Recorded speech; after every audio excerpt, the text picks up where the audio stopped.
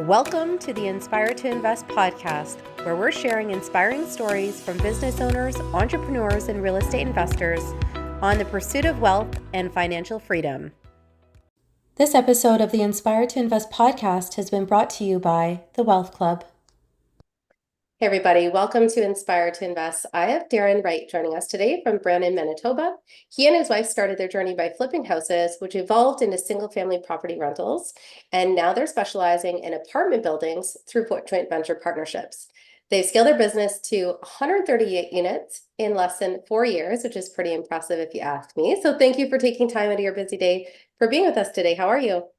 Yeah, I'm very good. Thank you. Thank you for having me on your podcast. I really appreciate and I'm grateful to be here so we can maybe encourage others to, invest more in real estate. I believe a lot of people can get a lot from it and change their lives. So I'm always absolutely.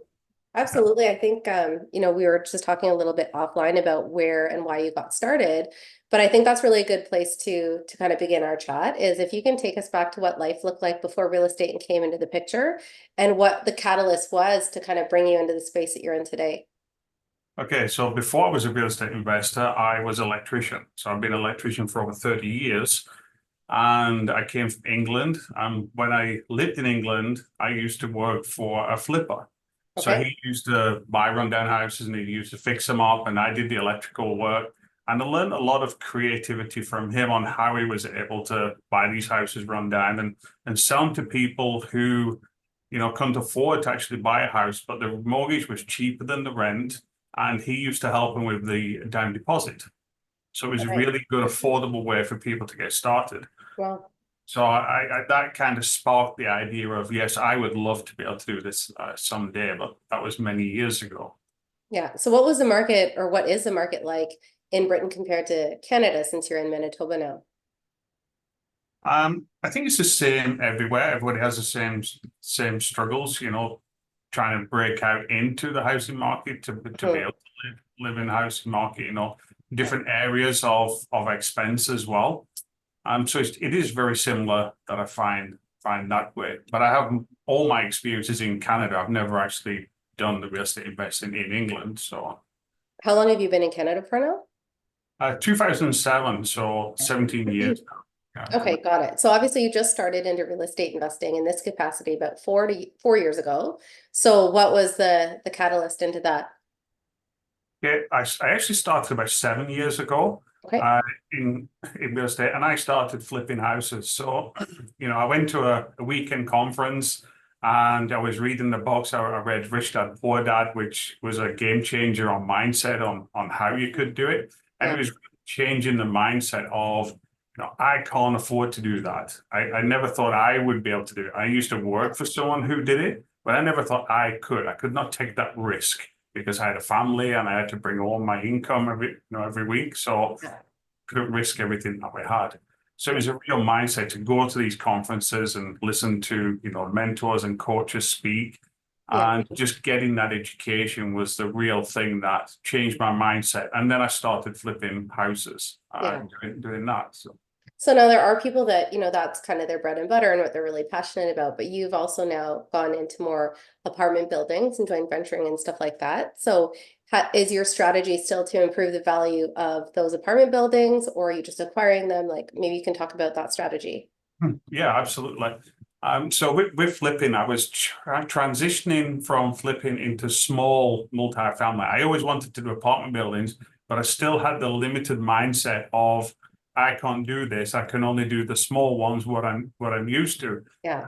And as you get in your education, you keep learning. You get your education, you network, and you take action. And then with any mistakes you make, you get some more education and more networking. It's just a cycle that I kept going around. So when we all went through COVID. So, and just before COVID, I was going through a divorce. So in 2020, I lost everything. I lost all the real estate that I had that we were flipping. Wow. I lost all multifamilies that I had. And I also had to close my electrical business that I'd run for over 10 years. Wow. And, this was all because I was going through a divorce. So I was white clean. And the only thing I really came out of was my education and my network. so I could start again. And because I was starting with absolute nothing, I had no net worth or anything to back me up. I just had, the knowledge and the education. So I said, we have to start in apartment buildings because that's what I wanted to do. And all the education we've got on flipping houses, why don't we just do it on a bigger scale? Yeah. So we're able to then find a 12-unit property and do the same thing. We added value to it and we refinanced it. We paid investors back and we still had the partnership. So, we formed partnerships and then we just kept going from there. So can you talk a little bit about that experience, just going from single family to multifamily? Like, what would you say are some of the biggest differences that you can kind of pass along to someone that hasn't gotten to that level yet? A lot of it is the thinking of it, because obviously if you're flipping a house, you're just doing one single family house. Whereas if you're doing an apartment building, you've then got to do 12 units or 10 units, or no matter how big it is. Yeah. So you need more contractors. You need a contractor that can handle, the scale of that. And then maybe you need to do little things. Maybe you don't want to enter the whole building. Maybe you just do a floor at a time or break out 4 units. When you're using a bigger contractor, they want to do a minimum of 4 kitchens at a time. They don't want to come and just do a one here and one there. Yeah. So you can get a lot better pricing for it, so you can scale up that way.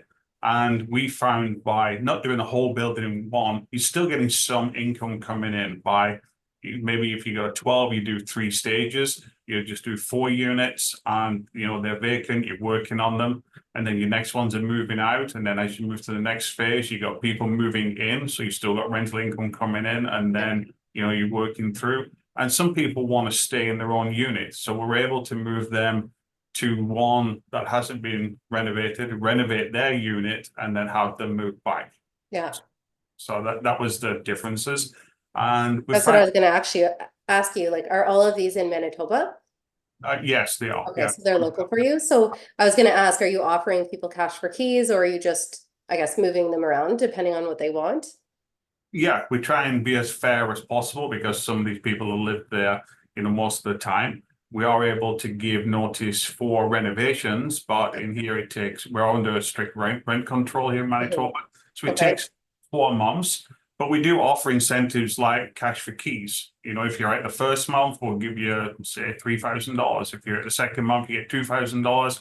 If you're going to wait for the 4 months, then you just get up to $500, which is what we're assigned to. So, we're trying to incentivize them, to move on and get some extra money as well. So it's beneficial for them, and it helps us move the project quicker, because obviously we got money out at high interest when we're doing these projects. So we're trying to get through it as speed as possible. Yeah, no, understood. Now you went from that 12 unit now to 138. So what does your portfolio kind of look like, just in terms of how that's broken down? So we started with the 12 unit, and then, we bird that property, and then we used the same partner and moved on to a 10 unit, and we did that. And then we moved on to another 12 unit, and then it all just started coming together where we got a 16 unit. So we're able to get some partners where we just did the buy and hold on that. And then because we've done these with realtors and we're able to close, then they started to offer us deals that weren't even hitting the market then. So then this next one was a 48 unit property. And then we got the 40 unit property as well. So that took us up to I believe that's the 138 there. Now, what would be the price point on a property like that? Like when you compare a 12 unit to a 40 unit or a 48 unit? Pardon? What is the price value for those? Like, what are you buying those up at? Our first property, I believe, we paid for the 12 unit was, I think it was $550,000. So we Wow. we got that experience. It was obviously in downtown. It's not the desirable area. It has no parking, so obviously the rents can't be as much as what we'd like. Right. But we're able to fix up and refinance and still pull money out. And the next 10 unit was another cheap property. I think we paid $460 for that. The 48 unit, I think we paid $3.6 million for that one. So That was, again, that was a different type of deal where it was a share sale rather than an asset sale. Yep. So we're able to save on the buying costs. We had no land transfer taxes to pay, which was a good saving for us. Yeah. And a good saving for the seller because they didn't have to catch up the depreciation. Yeah. We absorbed that. So now, as you've kind of gone down this path towards bigger things, what would you say are some of the obstacles and challenges that you've faced?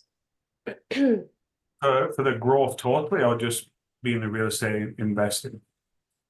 Yeah, like I would say, like, is there anything that you found challenging when it comes to underwriting the deal or, ensuring that tenants are moving around? Like, what would you say are some big obstacles that's come with those larger projects? Well, my wife, we're a partnership. My wife deals more with the property management side, and I do more of the project side. So I find the properties, and then she manages them, or did. We now have a full-time property manager, and we have a full-time maintenance. So this has been getting easier. We produce, procedures on how to do that. But we have done a lot of learning. We get the education. We paid a lot of money in coaching and mentorship. Yeah. But when you're dealing with residential tenancy boards, it's a whole different learning as well. Yeah. My wife took the course for property management to learn all the rules and regulations. And it's all about, documenting everything and trying to be as fair with the tenant as possible. Trying to break down those barriers of not going head to head and trying to fight it out, but trying to negotiate and find a mutual, respect and what you're trying to accomplish. Yeah. Yeah. Understood. Is there any one specific thing that you would look at as something that you're most proud of, or you look at as your biggest success?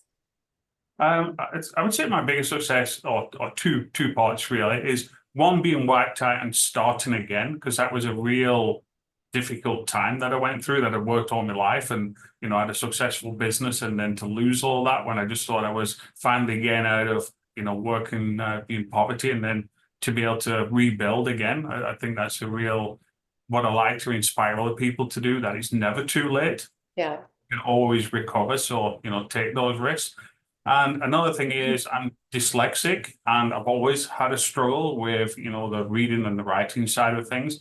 And that's where my wife really helps. I've always passed a lot of things on to her, can you check this, and then use tools on that. So, overcoming those difficulties, I think is a real accomplishment that we've been able to do as well. Yeah, no, that's huge. Now, on that note, we're just going to take a really brief break for a word from our sponsors, and we'll be right back. Welcome to the Wealth Club, an exclusive community dedicated to elevating your journey towards financial freedom, well-being, and success. The journey to 1% starts here. Join like-minded leaders and commit to growth for the mind, body, bankroll, and soul. Learn all the proven techniques to change your life forever with direct access to a massive team of more than 10 tried and true experts. Moreover, members enjoy priority access to investment opportunities, job openings, and partnerships within the community. For just $1 a day, members gain entry to specialized forums covering a wide spectrum of fields, discover diverse income streams, new opportunities, collaborations, and employment. Partake in weekly Zoom calls with our team and join monthly live Q&A sessions. Compete and win cash prizes. Active members top the leaderboard for monthly rewards. Ready to get started? Join today to unlock your true potential. To sign up, go to scroll.com/The Wealth Club. Thanks again for following along with this episode of Inspired to Invest. In addition to real estate, investing, and running my own brand experience agency for 18 years, I also published a book called The Accidental Entrepreneur in October of 2021. This is my story, and it chronicles how I turned tragedy into triumph to embrace my destiny in entrepreneurship. If you're interested in picking up a copy, you can find the link at serenahomesrealtor.com, and you can also find my link tree with all of the retailers in the details below. Thanks again for your support. Inspired to Invest is proud to support the Beyond Success program. In today's complex world, it's absolutely crucial for our youth to learn how to take charge of their financial future. We believe that every young person deserves access to accurate, practical financial information. Designed to bridge the gap, the Beyond Success program leverages a comprehensive educational bootcamp to equip young minds with essential financial literacy skills. At Beyond Success, it's not just about teaching financial literacy, it's also about fostering a foundation for a prosperous and empowered future. Join us. Together we can build a brighter financial future for the next generations. Join us. Together we can build a brighter financial future for the next generations. Hey everybody, welcome back to Inspired to Invest. I have Darren Mitchell here with me today. Sorry, Darren Wright. I'm going to backtrack on that. I'll just start again. Hey everybody, welcome back to Inspired to Invest. I've got Darren Wright here with me today, and he's talking about how he scaled to 138 doors in just 4 years after literally being wiped out prior to that. So his story is very inspiring, and I think it's perfect for people that are listening that could be going through some challenges and tough times right now. Now, before the break, we were talking about, some of the things that you were most proud of and, maybe deemed your perfect success. I always like to ask people, what's the craziest thing that you've ever experienced as a real estate investor? Do you have any crazy tenant stories or anything that you think would be entertaining for anyone watching or listening? Yeah, lots of tenant stories because they're always characters. But I would say the most difficult eviction that we had, where we had to go to the tenancy board, we got a hearing, and then he still wouldn't move out. So then we had to get a court judgment to move out, and then we were still physically, moving that person out. And, they just don't want to move. And, we're trying to help, carry these things out. Yeah. And then you're trying to give them a break because you woke them up, it's only 10 a.m. in the morning, so they're still fast asleep. And then my wife got a telephone call from an advertisement that we have, the local forums that, we buy apartment buildings. And just because we had a break, she took that call. And that was the call that led us to getting the next 16 unit property, which was off market. So even through the craziest evictions, you still need to be able to take time. It would have been very easy for us to just give up at that stage. It was like, we don't want to do any more of this. But it was just a crazy time and actually led to something positive as well. So yeah, and that's the thing. I think you always just have to almost compartmentalize certain things as you're going through it. Now, can you talk a little bit about what that process looked like? I have a client that kind of went through something where similarly, like they got the judgment to evict the tenant and they didn't leave. And in her particular situation, you actually kind of book an appointment with the sheriff, and they're aware of like the sheriff is coming on this date. In that situation, the tenant left in advance. But would that be the same type of process in Manitoba, just in terms of how all that's handled if someone still is just not vacating? it is, yeah. So we had to give, obviously, the notice for an eviction, and then ignore that, and then you've got to go to the hearing, which is the residential tenancy board, and you have to present the evidence, and then you have to win that hearing. If you don't, then you can appeal that decision, where it's a whole new kind of court case somewhere else that it goes a little bit more serious. And then once you get the eviction, and usually get damages on that, which was, I think, $100, which we will never see, and we didn't expect to see it. Yeah. One of the most difficult things that we didn't like about it is you had to present evidence on why you're evicting this person. And it was hassling some of the female tenants. That was part of it. So we had security cameras, and we took pictures of the video footage and presented this for the hearing. But the week before the hearing, you have to present this evidence to the tenant. And with that, he then took it upon himself to steal all the cameras and break into the room where the security camera was and steal that. And then from that, he then stole the money out of the laundry machines and ripped one apart. And we know it was him because part of the machines were in his unit when we actually got possession of it. So we're not, making assumptions. We know where it's going. Yeah. And it's just in a 12-unit building, just one person can destroy it for the rest. We had two more people move out while this is going on. So that's the hardest part. Yeah. So once and they mail out the right for an eviction. So we're still waiting on all this time. Yeah. And then once we get that, then you've got to go to the King's Bench and ask, I want, it's called a writ. And you have to call the tenancy board to make sure they're not appealing the decision. So then once we get that writ, it just means now we have a right where we can call the sheriff. Yeah. Well, the sheriff is another, I think, $800. So that's why we were trying to do it ourselves. Yeah. Was moving out. Now, how long would that entire process have taken? Like in Ontario, it can take a year or 2 years. Like it's pretty tedious. But what would that look like in Manitoba? I think it was 3 months. Okay, so that's It a lot was, better. Yeah. but even if you get the sheriff will just move them out of the property to allow you to change the locks. Yeah. Well, we did that. He moved out. We changed the locks. He's still got a lot of stuff in there. We said, well, we'll clear it out. We'll either leave it on the step or we'll put it in storage as we're supposed to. But it was a ground floor apartment, and he'd already broken the window, and we had it boarded up on the outside. Yeah. He was smart enough that he unscrewed the board.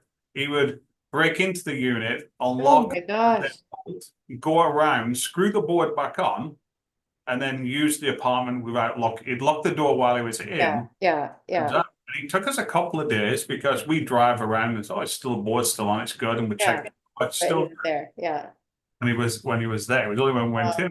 What are you still doing here? So even then, it took a little bit of work. Wow. Yeah, that's definitely crazy.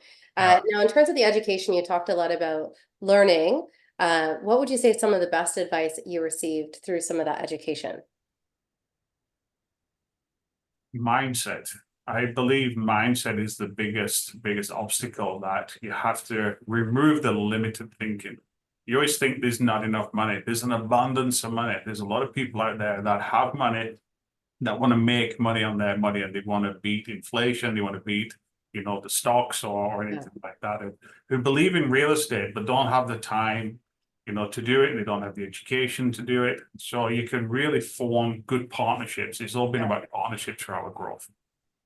Yeah, no, I love that. Is there anything that you look at as like the biggest lesson that you've faced? Biggest lesson is you just getting over the fear. Just fear. Don't let fear hold you back. Just getting over that fear and just keep pushing through. Even now we get doubts. I'm going through. We got an accepted offer on the package is 59 units. It's 2 buildings.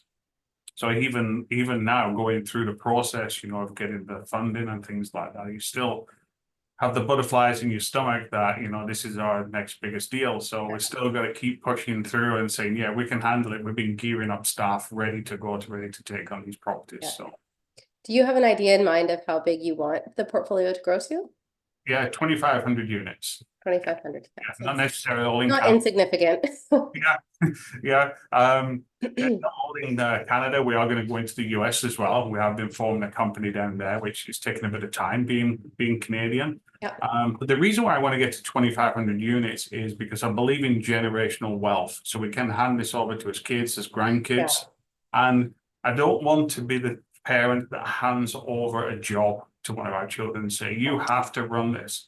And I've done the numbers. I've spoken to other big investors. And when you get to 2,500, you have a company so big, you have all the management in place at every level that you really do not need to be there. You just need to get reports and just keep it going. So that's what I want. I want to hand them a business, not a job. Yeah, no, I love that. Now, in terms of favorite quotes, the name of this podcast is Inspire to Invest. So I always like to ask people if they have a particular quote that motivates and inspires them. Quote, if you don't do it, somebody else will. Awesome. I love that. Now, for anyone that does want to get in touch and wants to maybe learn about some of the opportunities that you might have as you're growing, what's the best way for them to reach you? 2 ways. I got my website, darrenwrightinvestor.com, or my YouTube channel as well. I try and inspire people to go on there, and we can connect on there as well. Perfect. So we'll include that in the show notes below. Of course, thank you for your time to share your story today. And for anyone that is watching or listening, please make sure that you like, comment, and subscribe, or leave a review. You can also follow along with us on social at Inspire to Invest Podcast. And remember, when you invest in yourself, the sky's the limit. Thanks again. Thank you to the Wealth Club for bringing you this episode of Inspired to Invest. The views represented on this podcast are for general information only and does not constitute investment or other professional advice or an offering of securities. The host and guests featured on Inspired to Invest make no representations as to the performance of any particular investment. Should you decide to make an investment, You are responsible for conducting your own review and analysis. It is recommended that you obtain independent legal, accounting, and tax advice from licensed professionals.